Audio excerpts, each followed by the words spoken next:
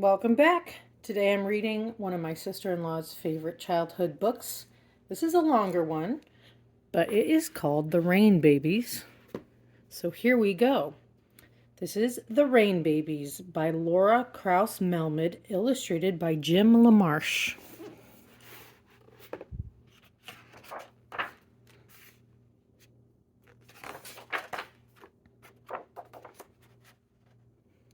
In a small house in a green meadow lived an old woman and her husband of many years.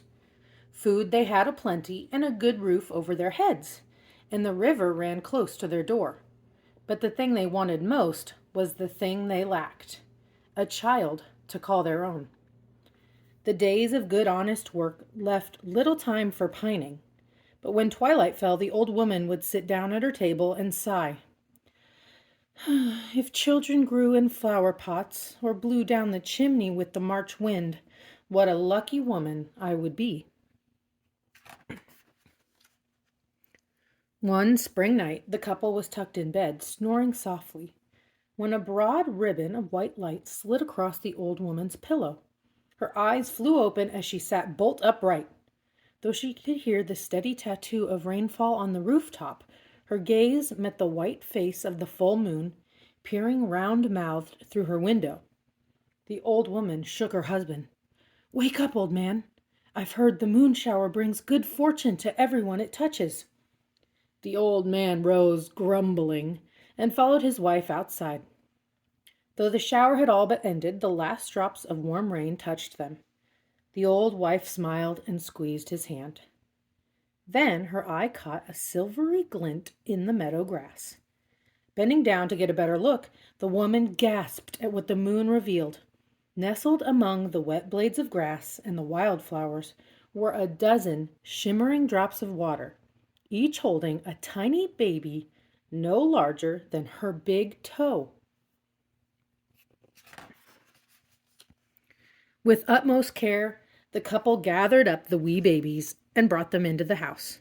The woman dried them gently and set them on a soft cloth atop the kitchen table.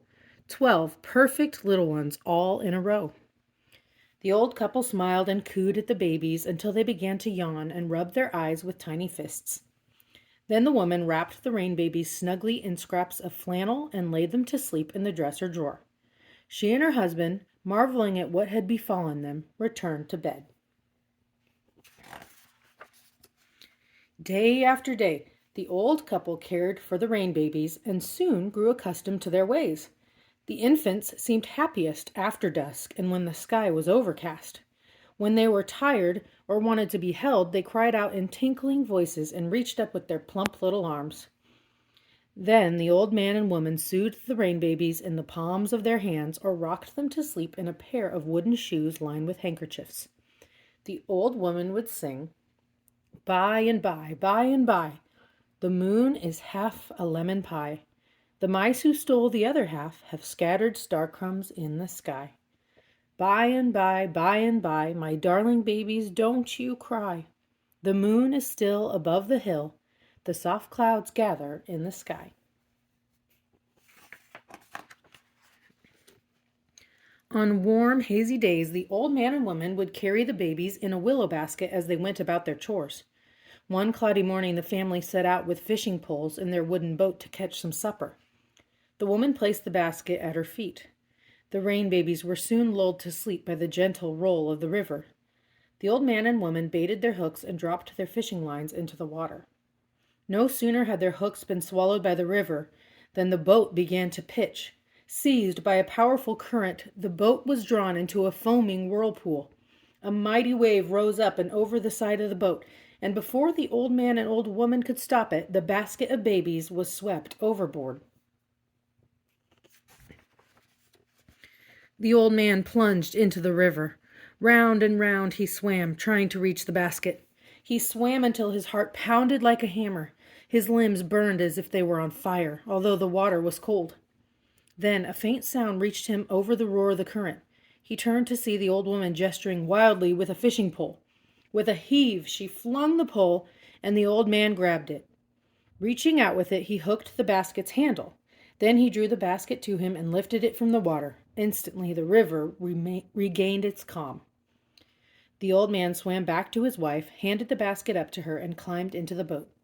Relieved, but wet and exhausted, the couple embraced and rowed home, forgetting about their fish. Some days later, the wind began to whip about the meadow. "The peaches have ripened and should be picked, wife. Let us gather them now, before the wind does our work for us," said the old man. So the old woman carried the basket of babies to the orchard and laid it in a small clearing. The old man climbed a ladder that was leaning against one of the gnarled trunks. He picked a peach and handed it carefully down to his wife. Suddenly, the sky deepened to an iron gray, bathing the orchard in a bluish glow. A crash of thunder sounded as a bolt of lightning struck the ground close to the basket where the Rainbabies were sleeping. Flames quickly enclosed the clearing in a perfect ring of fire.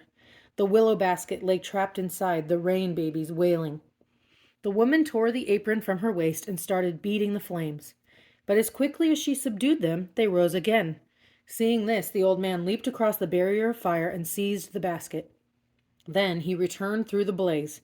As he handed the basket to his wife, a sudden rush of cool rain extinguished the circle of fire.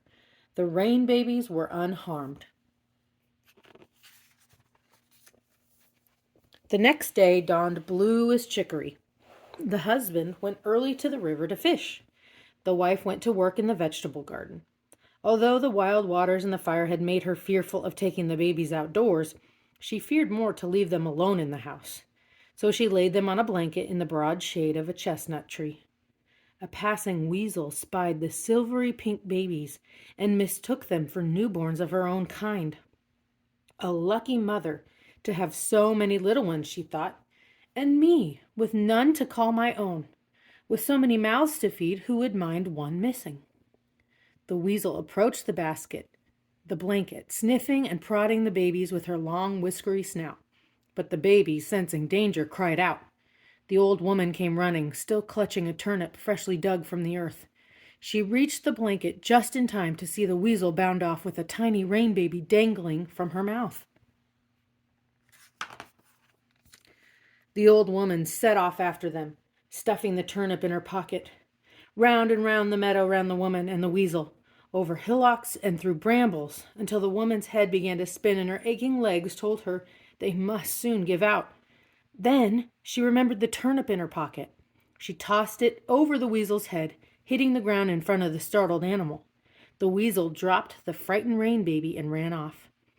The old woman snatched up the baby and returned to find the others waiting safely in the shade. That night, after a good supper of brown bread and chowder, the old couple sat nodding by the fire. Shadows of kettles and cooking spoons danced along the walls. The Rainbabies slept soundly in their drawer. A loud knock roused the old man. As he pulled the door open, a strong blast of cold air and rain rushed into the kitchen, almost sweeping him from his feet. Over the threshold stumbled a tall figure wrapped in a heavy cloak. The old couple watched open-mouthed as the strange figure threw off his hood, revealing the face of a handsome youth, his cap pulled securely over his hair. He strode across the room and placed on the table a basket woven from silvery twigs. Its white velvet cover was embroidered with tiny pearls. The old woman gathered her wits. "Who are you?" she asked. "I am a messenger sent by Lady Coeur de Clare, a woman of vast and incredible riches," replied the young man. He pulled an object from his cloak. Suspended between his thumb and forefinger on a chain of spun silver, it swung slowly in the firelight, a gleaming white jewel, the size and shape of a hen's egg. The couple stared. "Though my lady has enormous wealth," continued the messenger, "in one thing she is poor. She has been blessed with neither sons or daughters, and for these she yearns beyond yearning. Therefore, she offers you this precious moonstone in exchange for the 12 babies in your charge. Give her the babies and live your remaining days in comfort and riches, for the moonstone is worth many sacks of gold coins." The old woman moved closer to the sleeping rain babies. "Thank you," she said, "but the babies will stay with us." The old man put his arm around her shoulder.